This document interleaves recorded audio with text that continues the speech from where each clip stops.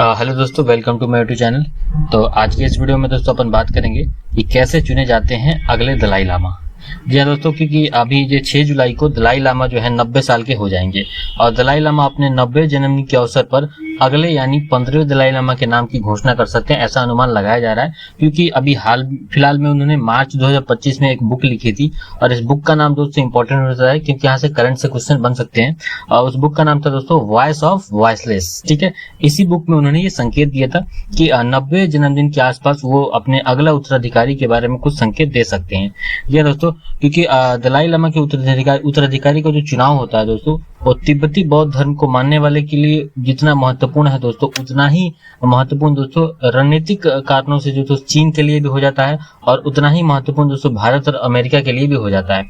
तो आइए समझते हैं कि अगले जो दलाई लामा का है उनका चुनाव जो कैसे किया जाता है, प्रोसेस क्या है। ठीक है, उससे पहले दोस्तों आपको ये बता देता हूँ कि जो अभी करंट के जो दलाई लामा है, 14वें दलाई लामा है, इनका सिलेक्शन कैसे होता है, इनको कैसे जो सर्च टीम थी ये इनको कैसे ढूंढा था। ठीक है, तो दोस्तों हालांकि तिब्बती परंपरा मानती है कि एक सीनियर बौद्ध भिक्षुक यानी जो करंट दलाई लामा है, जब उनकी मृत्यु होती है तो उसके बाद जो है उनकी आत्मा जो है पुनर्जन्म लेती है। ठीक है, तो कहीं ना कहीं यही प्रोसेस उनके सिलेक्शन में भी हुआ था। दोस्तों कहा जाता है कि 6 जुलाई 1935 को पूर्वोत्तर तिब्बत के एक किसान परिवार में जो अभी करंट दलाई लामा है उनका जन्म हुआ था। ठीक है, और वो जब सिर्फ 2 साल के थे, जब 2 साल के थे यानी छोटे थे बहुत, तभी जो खोज दल थी जो दलाई लामा अगले दलाई लामा की खोज कर रही थी वो इनके पास पहुंचती है। और जो 13वें दलाई लामा थे उनके कुछ पुराने सामान थे, जैसे डंटी थी, माला थी, छड़ी थी। ठीक है, ये सब उनके सामान लेकर के जब उनके पास जाया गया तो ये जो दलाई लामा है जो अभी 14वें दलाई लामा, ये उस जो 2 साल के बच्चे थे वो सामान को देखते ही पहचान लेते हैं और कहने लगते हैं ये मेरा है, ये सामान मेरा है। ठीक है, तो इससे कंफर्म हो जाता है कि इनकी जो पुनर्जन्म जो हुआ है वो इन्हीं बच्चे के रूप में हुआ है। दोस्तों दलाई लामा का बचपन का जो नाम था वो था तेंजिंग ग्यात्सो, और जब ये 4 साल के हो गए तब जो है प्रॉपर विधि के अकॉर्डिंग जो है इनको 14वें दलाई लामा की उपाधि दे दी जाती है।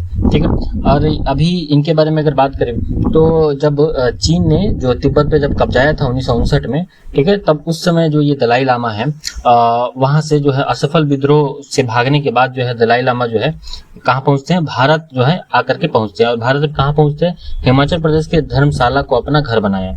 ठीक है, और तिब्बत की जो संसद थी वो भी जो दोस्तों निर्वासित होकर के कहाँ आ गई, भारत के धर्मशाला में आकर रहती है और वहीं से जो है अपनी निर्वासित सरकार चला रही है। ठीक है, और आगे बात करें ये जो इनकी सिलेक्शन कैसे होता है, किसको जिम्मेदारी दी जाती है, तो अभी जो 15वें दलाई लामा को खोजने की जो जिम्मेदारी दी गई है वो गैडेन फोड्रंग फाउंडेशन के अधिकारियों को दलाई लामा ने ये सौंपा है।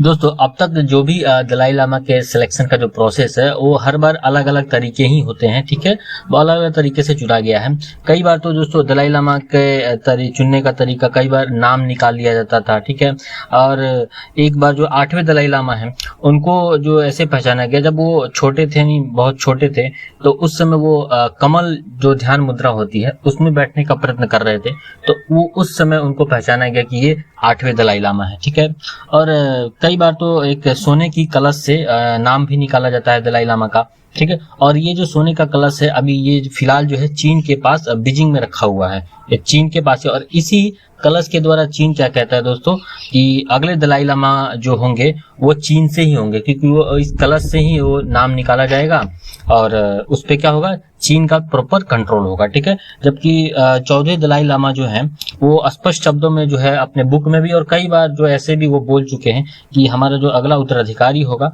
उसमें चीन का कोई रोल नहीं होगा। ठीक है, और वो अगला जो उत्तराधिकारी होने वाला है वो चीन से बाहर होगा। ठीक है, और एक बार और दोस्तों बता दूं क्योंकि एक ऐसा नहीं है कि चीन से बाहर दलाई लामा का जन्म नहीं हुआ है।